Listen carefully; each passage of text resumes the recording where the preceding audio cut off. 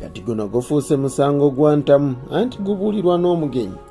Mary Goreti Kitutu Kimono kooti emuzizaayo mu kkomera e Luzira. Abangi bamumanyi nga minisita ow'amabaati naye nga ye minisita w'ensonga eza Karamoja. Amanya muzikwa Alhaji Abdul Nyamishafi Kulwanga mugambo kya munywanyi kansubire nti enkuyege zikyakubira endolo. Zabadde ssaawa 8 zennyini ez'emisana gw'olunaku olwaleero. Kooti ewozesa abakenuzi oba eya anti-corruption court wali Kololo bw'ati yasobodde okuba ng'etuula ng'eramulwa omulamuzi Joan Achiro yasobodde okugaana minisita w'e Karamoja okweyimirirwa ono era azzeemu okuba ng'asindikibwa wali ku meere e Luzira. Kitutu kooti y'emu eno yamusindika mu mbuzi ekogga n'alirayo ne Pasika ne basibe banne abadde n'essuubi nti osanga omulamuzi anamuddiramu nga Ssekabaka we yaddira mu b'obugulu obutono nti mwana tubambale empale empanvu bawona olulaga obugomba. Naye omulamuzi yakamutemye nga nnamwandu ke yatema omusika ku kuziika kwa bba nti ddayo e Luzira kubanga abajulizi boolese tebalina bisaanizo.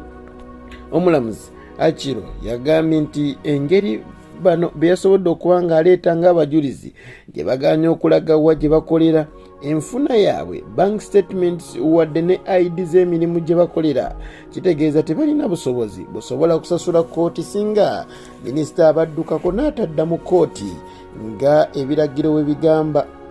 Okuggyako omuntu omu yekka era amanyiddwa nga Honorable Seth Wambede ono nga ye MP wa Mbale North ye yabadde n'ebiwandiiko ebimala. Abasigadde bonna omuli bba Michael Kitutu Simon Mulongo ono nno nga ye wa African Union diplomat gattako ne mukwano gwa family Joel Wandagwa bonna tebasobodde kuba na biwandiiko bimala. Omulamuzi yabagambye baddeyo afune abalala abanaamusobozesa okumujja mu kkomera singa ayagala okweyimirirwa.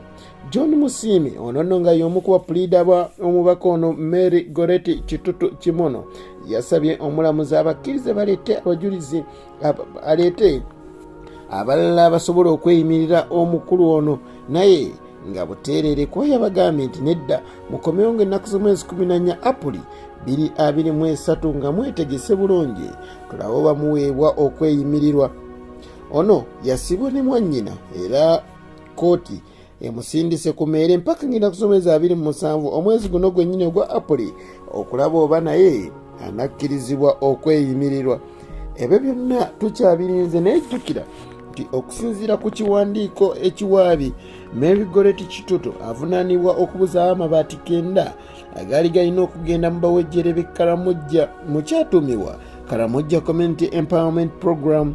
Bw'atyo gonna yasobola okugagabana n'ab'eŋŋanda abako n'ab'emikwano era bangi baasangibwa nga bagalina era bagatembeeya ate mu ngeri yakuwa obukulu akuwa kulya. Bino yabikola wakati wa Juni wa 2022 ne Januari wa 2023. Ono teyakoma okwo ne mu Januari mwennyini mu 2023 Kitutu yaddamu n'abuukawo n'amabaati amalala 15,500 ate mwannyina bw'ato n'agenda n'amabaati amalala 10,000 bweddu. Bangi abeenyigira mu kibba amabaati kino naye teweerabira nti ge bakwatira mu kituli yabeera omubbi.